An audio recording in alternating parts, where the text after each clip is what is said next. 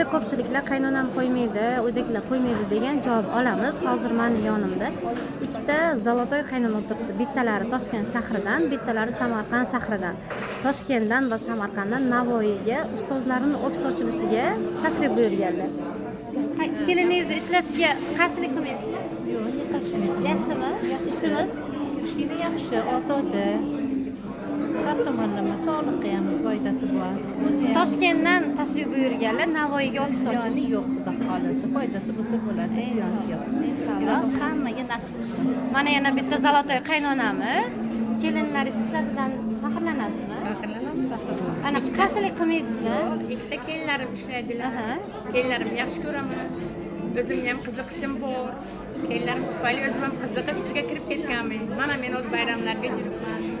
Bundan oldingi bayramlarga ham kelgan edik. Aha. Ularga ham bundan keyin ham kelamiz inshaalloh. Shu direktorlarimiz, kelinlarning direktorlariga, ishlariga omad bersin. Ilohim. Bino qurguncha tursinlar. Ilohim, rahmat. Yoshlarning orqasidan ancha ko'tarilyapti kelinlar. Rahmat sizlarga. Rahmat.